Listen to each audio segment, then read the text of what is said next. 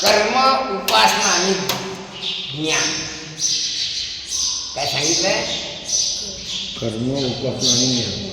काय? ज्ञान. या तिन्ही मध्ये स्वभावताच दोष आहे. कसं आहे? स्वभावताच दोष आहे. निर्दोष असं कोणतंही नाही. म्हणून आमचं म्हणून त्यातल्या त्या ग्रहस्थाश्रमी माणूस असला की त्याला नाटवून गोष्ट करूच नाही की बा मी निर्दोष आहे. कारण ग्रहस्थाश्रमी माणूस स्वभावताच दोष आहे. कारण दोष असल्याविना तो गृहस्थाश्रम चालूच शकत नाही. हा आमचा अनुभव. गृहस्थाश्रमी माणूस कधीही पवित्र नसतो. आंघोळ करून आला तरी सुद्धा नाही. काय सांगतो? गृहस्थाश्रमी माणूस निर्दोष कधी असू शकत नाही. त्याचं शरीरच अपवित्र आहे. कसं आहे? शरीरच अपवित्र आहे. तो अंगानच अपवित्र आहे. तसं कर्म, उपासना आणि ज्ञान हे अंगानच दोष आहे. किंवा निर्दोष असं कर्म होऊ शकत नाही, करू शकत. जसं मातीचा गणपती केला तेव्हा तो गणपती निर्मळ असूच शकत नाही. कारण मुळ म्हणजे माती, हात मुळ आहे त्यातला. काय त्यातला मळ काय आहे? मग गणपती कशात गेला? मळातच गेला. तेव्हा निर्मळ म्हणणं एक गोष्ट काय. किंवा साखरेचं संतर केलं तर ते आंबट असू शकत नाही. काय? कारण अंगाने गोडी ही त्याच्या अंगात गोडी आहे, त्याचं स्वरूपच आहे. काय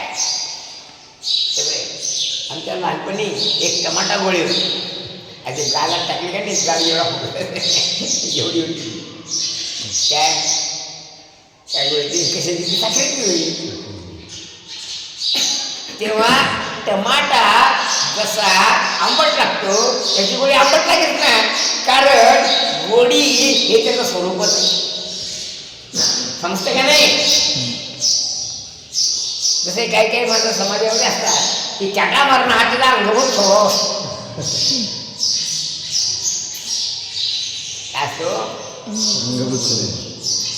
आणि तो किती जरी साधू झाला तरी चाटा मारल्याशिवाय राहतच नाही. कारण अंगभूत म्हणजे त्या अंगातला गुणच येतो. जसा साखरेचा अंगभूत गुण आहे काय? गोडी. तसा चाटा मारणाऱ्या माणसाचा अंगभूत गुण आहे कोणता? चाटामध्ये खोटं बोलतो. कोणाला मारतो काय? आमच्याकडे सुद्धा चाटा मारतो असं करा. म्हणजे खरं हे त्याला माहीतच नसतं. ज्ञानेश्वर महाराज तर लिहितात, विंचू आपल्या रांगेनं जर गुदगुला केली तर कदाचित हे चाटा मारणारी माणसं सुद्धा काय. मग विंचू आपल्या रांगेत गुदगुला करतो का? प्रयत्न केला तरी नाही, कारण तो त्याचा गुण नाही. तसा या दुर्जन लोकांचा, या राजसी तामसिक लोकांचा अंगभूत धर्मच आहे काय? चाटामध्ये. तसं कर्म, उपासना आणि ज्ञान यांच्यामध्ये दोष आहे. दोष हाच त्यांचा अंगभूत धर्म आहे. काय दोष आहे सांगतो. कर्म कधीही पूर्ण होत नसते, हाच त्याचा दोष आहे. अपूर्णता हा कर्माचा दोष आहे. काय? अपूर्णता हा कर्माचा काय दोष आहे.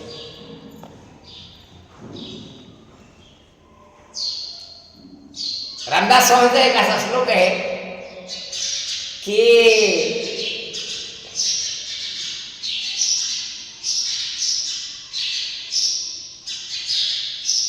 या कलियुगाच्या काळात सत्कर्म घडतच नाही. आणि केलं तरी ते पूर्ण होतच नाही. घडे कर्म ते सांग पदरे पडेना, की कदाचित घडलं ते सर्वांगानं सांग म्हणजे सर्वांगानं पूर्ण होतच नाही, आणि झालं तर ते फळ आपल्याला भेटत नाही. कारण प्रकृतीचा नियम आहे. काय नियम आहे? कोणतंही काम केलं त्या हिस्सेदार असतात. काय हिस्सेदार असतात. कोण कोण हिस्सेदार असते? बायको हिस्सेदार असते, नातेवाईक हिस्सेदार असतात. शेवटची गोष्ट म्हणजे राजात प्राईस आहे. किती पैसे मिळवले, किती पगार आहे, इन्कम टॅक्स किती भरतात, म्हणजे राजा सुद्धा तुला हिस्सा उचलल्याशिवाय राहत नाही. म्हणजे इतके हिस्सेदार असतात. आपल्या पगारात किती पडते म्हणून. एक साहेब माझ्याकडे आला, म्हणजे महाराज तुमच्या पायापासून विनंती करतो, माझी बदली होणार आहे, ती होऊ नये अशी काही प्रार्थना करा देवाला. म्हणजे का अपमान बदली पगार वाढेल ना? नाही म्हणे आहेच आता कमी. नाव मोठं लक्षात काय, कारण इतका इन्कम कष्टात वाटतं म्हणे की आता मला जे भेटते ते सुद्धा त्यात भेटत नाही. कागदावर 50,000, हातात फक्त 5,000. इतकी त्यात कटवती होत चालली आहे. काय फायदा बोला.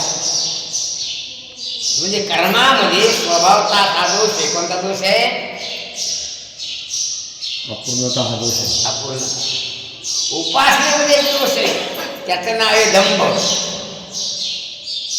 काय तुकाराम महाराजांनी का भंगेराची पद्धत, एक डोळे झाकणे करीती जप, तर एक डोळे झाकणे करीती पाप. हे कोणाला माहिती आहे? हिच्याच माहिती आहे. कोणाला माहिती आहे? हा डोळे झाकून बगळ्यासारखं तपश्चर्या करतो, त्या खरोखर साधू होऊन तपश्चर्या करतो. कोणाला माहिती आहे? ज्याचं त्यालाच माहिती. त्याला माहिती. आम्हाला शाळेत कविता होती, उभा राही त्या चरणी धरणी ते धरणिया, तपश्चर्या वाटे करीत जणू डोळे मिटून या. काय सांगतो? असे डोळे मिटतो असं वाटते, पण हा एकाग्र चित्तानं पाठ ऐकतो का डोळे जगून झोपते तो कोणाला माहिती आहे? हो काय हा भजन करतो का झोप घेतो? या सर्व तात्पर्य असे, तो ध्यान करतो का झोप घेतो? म्हणून ढोंग नावाचा दोष उपासनेचा. काय आता ज्ञान, या ज्ञानामध्ये दोष आहे. त्याच्यामध्ये बडबड वटवट, कर्मामध्ये कटकट, उपासनेमध्ये लटपट, आणि ज्ञानामध्ये वटवट. हे 3 दोष आहेत. हो, आम्ही तुम्हाला गीता सांगितली, पण गीता तुम्हाला प्राप्त झाली म्हणजे कदाचित वटवट करण्याकडे वळसा, किंवा ध्यानयोग जो विषय सांगितला 6वा अध्याय काय, तर आम्ही समाधी लावण्याकरता पुढे सर्व लोकांना तुम्ही सांगता आणि झोप कसा, असे प्रत्येकातले काय ते दोष आहे. कर्मामध्ये सुद्धा काय आहे? दोष आहे. उपासनेमध्ये काय आहे? दोष आहे. ज्ञानामध्ये काय आहे? एक गोष्ट खरी, ज्ञानानेच मोक्ष होतो, ही गोष्ट खरी आहे. पण ते खरं असलं तर काय, उपासनेमध्ये ध्यान देवाचं केल्यानंतर चित्तवृत्ती स्थिर होते, ही गोष्ट खरी आहे. पण ध्यान खरं असलं तर, आणि कर्मामध्ये सुद्धा सात्विक कर्म आहे का राजसिक तामसिक कर्म आहे हे कोणाला समजणार आहे? त्याचे दोष. तेव्हा आपण केलेलं कर्म निर्दोष होण्याकरता गीतेनं एक उपाय सांगितला. अर्थात राजसी तामसी क्रिया नसून आपल्या क्रिया सात्विकी आहेत, किंवा आपण क्रिया केल्या काही ना काही कमी राहतच असते, त्या ठरलेलंच आहे. असं धरा, जेवढ्याचं कितीही केलं तर तो एक काळ असा येणार आहे, म्हणणार आहे अहो तुम्ही आमचं काय केलं, आम्ही तो आश्रम साईड फुकटच जगलो तिकडे, असं म्हणणार आहे. म्हणजे कितीही केलं तरी ते अपूर्णच असते, हे ध्यान ठेवावं. काय नाही रे, आमच्या बाईला म्हणे तेवढ्या म्हणणार होते. आमच्या आश्रमात तिकडे ती वस्ती जेवत होतो, ती आम्हाला काय दिलं काय नाही. म्हणजे कितीही केलं तर ते कमीच असतं, ध्यानात ठेवावं. करणारा लाखोच केलं असं वाटतो, आणि ज्याचा उपयोग होतो त्याला काहीच नाही वाटत. जसं मुरमुऱ्याचं पोतं पूर्ण पोतं खाल्लं, देणाऱ्याला वाटतं पोतं भरून दिलं, खाणाऱ्याला वाटतं भूकच गेले नाही. काय तेव्हा गीतेनं याच्याकरता एक उपाय सांगितला की कदाचित चुकून मागून तुमच्याकडून एखादं कर्म घडलं, ते अपूर्वच असते, ते पूर्ण होण्याकरता एक उपाय सांगितला. तो उपाय म्हणजे तस्मात् सर्वेषु कालेषु माम अनुस्मर, किंवा सदा नाम घोषतो हरी कथा, जेणे सदा चित्ता समाधान. तेव्हा भगवंताच्या नामाचा उच्चारण केला असता केलेलं कार्य अपूर्ण जरी असलं तरी ते पूर्ण होतं. आता नाम या शब्दाचा अर्थ तुम्हाला सांगतो. नाव कशाकरता ठेवतात हे सांगतो. आता तू देवपुराचं नाव ठेवलं देवांशी, कशाकरता ठेवलं? लोक ठेवत असतात, ते काय माहिती काय आगेची आई तिचे काय मग आपल्या मायनं मग आपलं नाव ठेवलं, मी माझ्या पोराचं नाव ठेवलं. पण नाव कशाकरता ठेवल्या जाते हे माहिती आहे काय? कशासाठी?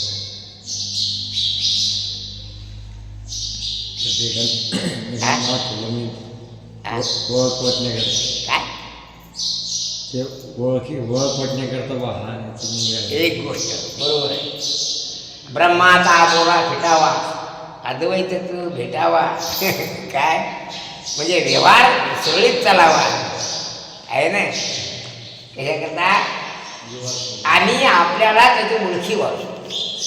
ब्रह्माचा आबोरा फिटावा याचा अर्थ आहे की परमात्म्याची ओळख आपल्याला नाही, ती ओळख आपल्याला प्राप्त व्हावी एवढ्याकरता देवाचं नाव स्मृतीनं ठेवलं. काय नाव ठेवलं? स्मृतीनं नाव ठेवलं देवाचं. कशाकरता?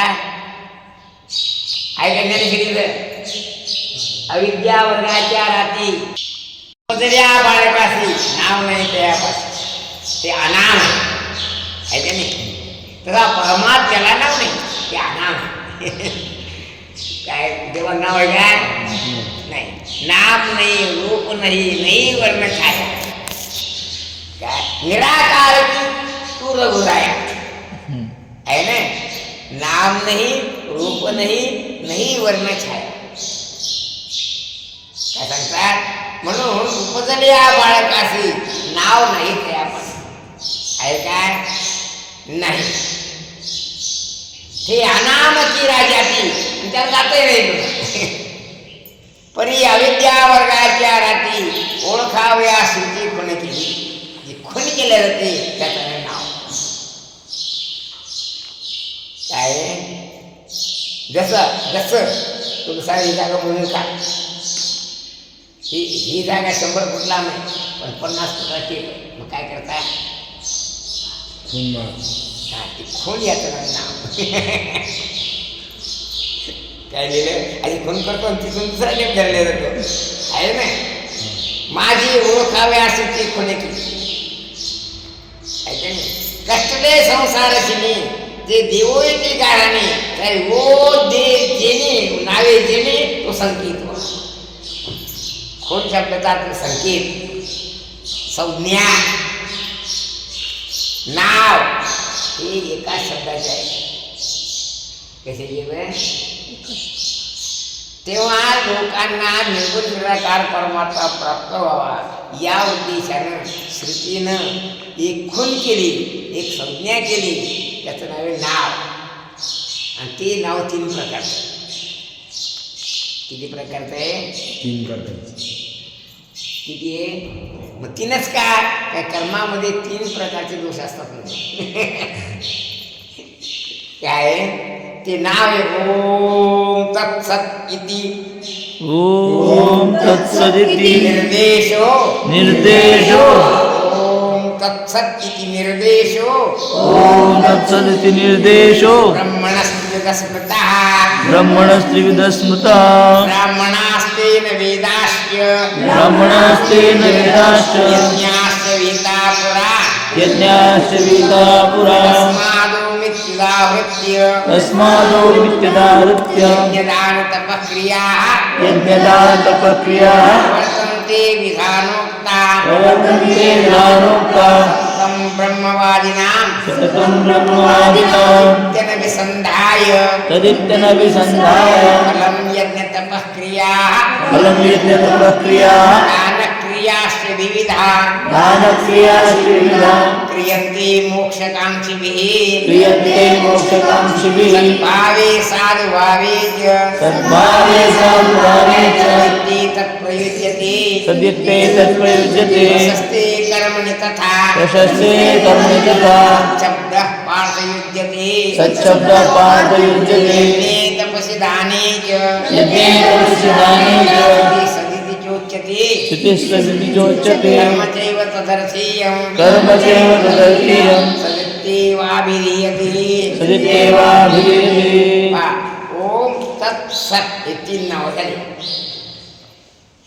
काय एकनाथ महाराजांनी सुद्धा त्याच्या हरिपाठाने हेच लिहिलं ओम तत्सत इति निर्देशो ओम तत्सत इति पहिलं वस्तूवरी गीते माझी हरी बोलली गीते म्हणजे इथे बोलली इथे म्हणजे 7व्या अध्यायाच्या 17व्या अध्यायाच्या 23व्या श्लोकात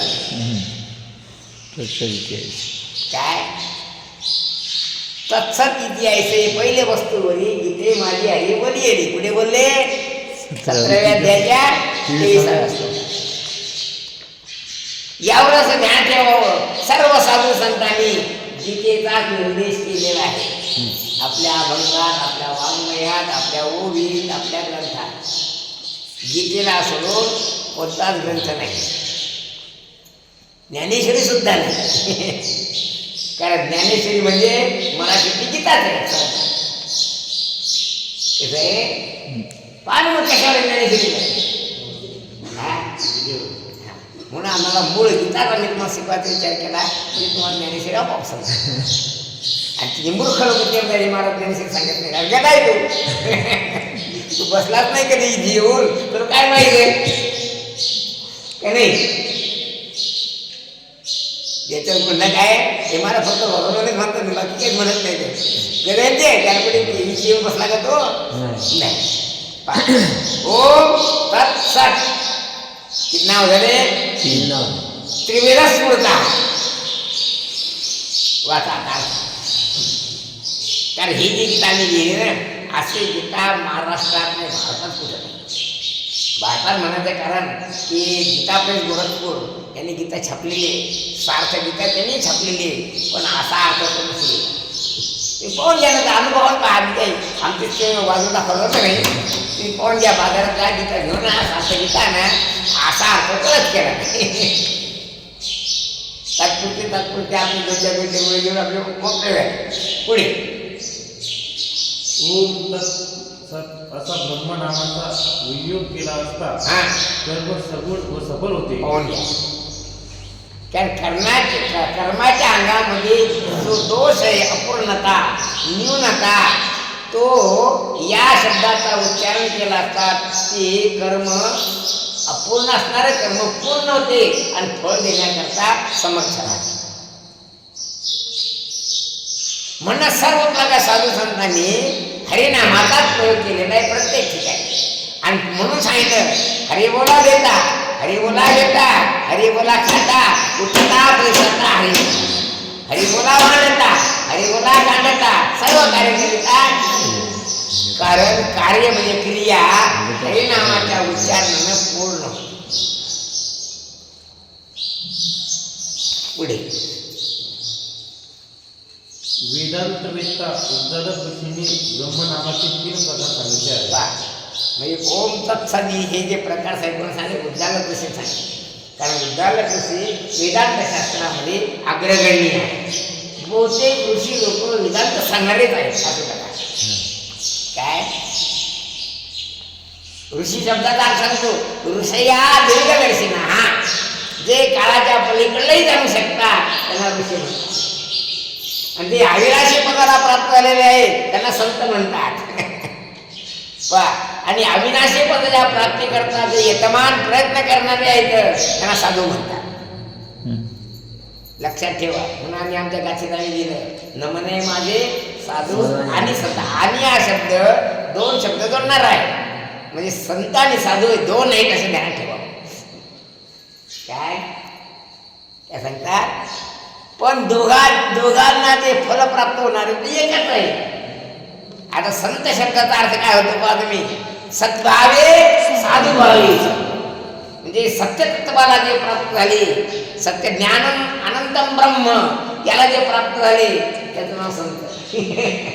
साधू सुद्धा तिथेच जातो असं समजायला का नाही? वाचा. मग हे नाव कोण ठेवलं? उद्दालक ऋषी. आता पहा, उद्दालक ऋषीचा एक मुलगा होता त्याचं नाव श्वेतकेतू. त्याचं नाव काय तर हा श्वेतकेतू उद्धवासारखा बृहस्पतीच्या घरी शिकण्याकरता गेला होता. आणि त्याला जरा थोडासा गर्वही झाला होता. जसं बुलढाणा पूर्व शाळा शिकायला गेले, घरी आले असं फटक फटक मागतात. बापाला बोलत नाही, आल बोलत नाही, याल बोलत नाही, त्याला बोलत नाही, त्या थाटाचा राहतात. याचंच नाव गर्व. ते आता आपले इथे काय करतात पांडवतरी गेल्यावर आपल्याला माहिती नाही. पण आमचा असा अनुभव आहे. मेकरला जाणारे आमचे गावाचे सगळे डोंगर शाळा शिकणारे हे घरी आले त्याचे फटक त्याच्या ताला म्हणजे तुमच्यापेक्षा उच्च अवस्था असं लोकांना लागले काय करते मग काय माहिती नाही. घरची संगीत समजा का नाही? याचं नाही ग म्हणजे गर्व. त्याला गती बाधा झाली असा अर्थ. काय बोलतो? गची बाधा झाली त्यात. म्हणजे तो पांढरे फटाक कपडे घालून गावातल्या सामान्य लोकांना मूर्ख समजतो. आणि मूर्ख समजत असल्याकारणाने त्यांचे सगळं टाळतो. काय झालं? संकट काय करतो मग कसं करतो मग सांगतो आता. आता तुमच्या गावात काही पुण्याहून लोक येतात तिकडून येतात एक साधनाची बडी खराब करतात. आणि गावात पांढरेच्या कपडे राहतात आणि असं चालतो असं पुण्याचं पैसे आमचं गाडी पुण्यात गेला. पुण्यात काय करते? काय करतो पुण्यात? कंपनी दे. अरे हो, कंपनीत काय करतो? भाकरी करतो का घरून करतो पण एक पोरगा आश्रमाची अशी तरी घर अरे ते खोल्या बांधले नाही ना, ते काट्याच्या खोल्या बांधत नाही. हा त्याचा नाव ज्ञानोभाव. आम्ही त्याला ज्ञानच म्हणतो. त्या ज्ञानाचं पोरगं एकदा गेलं मुंबईला एका डेकेला कशा पाहिजे डोंगरी पोलीस स्टेशनला. योगा कसं आहे ते साखरे महाराज नेहमी जात असत. हे शेजारी असल्याकडनं नाही मूर्ख समजत असत. साखरे महाराज असं समजत. मग एकदा हे गेले आणि साखरे महाराजांची फार मोठी मिरवणूक काढली मुंबईच्या लोकांनी. यांचे पाहिलं मोठा माणूस आहे. मग पुढे दिवाळी होतो घरी आला आला तर मग ते आता एवढा मोठा माणूस आहे बा आपल्या शरीरात मग एक त्याने हे आणला हार आणला म्हणजे काही प्रसाद आणला काही उदबत्ती आणली. आणि आता जसं महाराज पाठवलं तरी आपण पाय पड येतो तर तिची पद्धत असे महाराज आली की पाय पडत आहे. आपले जास्त आम्ही विचारत नव्हतो त्यामुळे मग काही एवढे काही ठेवायचे आहे का नाही. मग तू आहे आला बसला माझ्या शेजारी बसला आला मी उठलो महाराजांनी दर्शन घेतलं त्याने दर्शन घेतलं. नाही बरोबर कारण बाजू कुठला तो आणि मी यायच्या शेजारी हा ऐकतेच कुठं होता म्हणजे मी नोकरीवर आहे म्हणे. कुठं? मुंबईत. काय म्हणे काय करतो तू? बँकेवर आहे म्हणे. हो पण बँकेवर काय करतो? पिऊन आहे म्हणे. पिऊन पिऊन म्हणजे काय? पिऊन म्हणजे काय?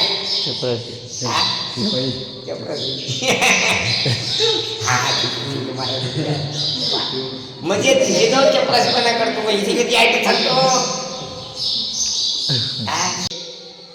याचं नव्हे गती बाला. तो श्वेतकेतू हा गेला कुठे बृहस्पतीने शिकाय आलाय तो घरी. ते बापाला मोठं समजा बापाचे ध्यान. मग बापा बोल जाय श्वेतकेतू इकडे आला म्हणे तो 12 वर्ष गुरुच्या घरी राहिला, तो असं काही शिकला का तू? एकम विज्ञातम सर्वम विज्ञातम भवती. तिच्या डोक्यावर पाणीच गेलं लागलं. काय म्हणते तुम्हाला समजलं मी काय म्हणले? एकम विज्ञातम सर्वम विज्ञातम भवती असं काही तुला गुरु शिकवलं काय? ते नाही बा, असं नाही काही शिकवलं. विचारले गेला बृहस्पतीकडे, म्हणजे तुला खरं सांगवा, ही गोष्ट फक्त पूर्ण जगात ब्रह्मांडात तुझेच बळी जाणू शकतात, जर कोणाला माहिती. तेव्हा त्याची उतरली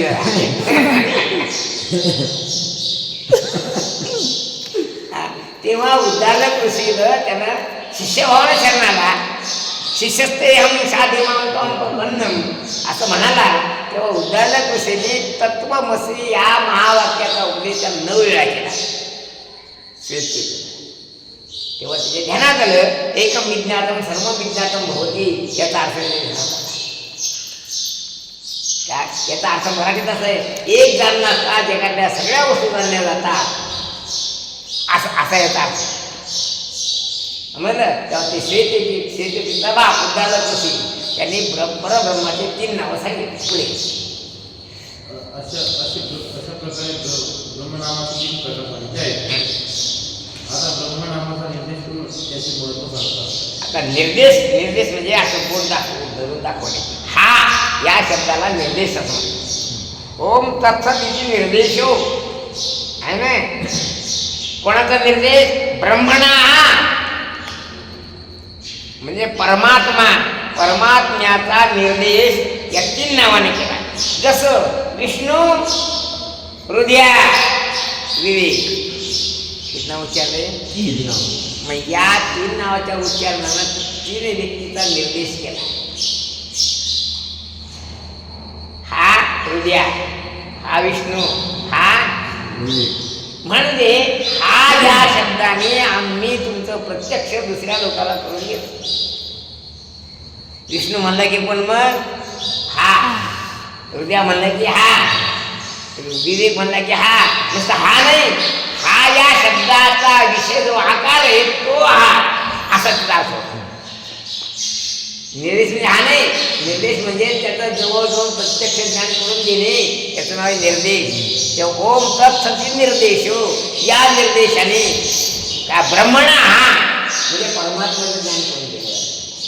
बरं त्याचे महत्त्व सांगतात. सर्गाच्या म्हणजे सृष्टीच्या आरंभी किती वाजले पहा बरोबर? 10 वाजता मला विचारायचं राहू द्या. कुंडली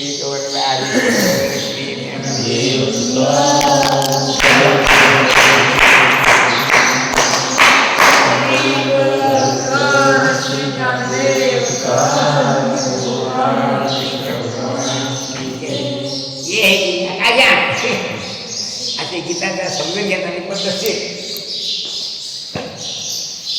हे ऐका आणि मग किती नाही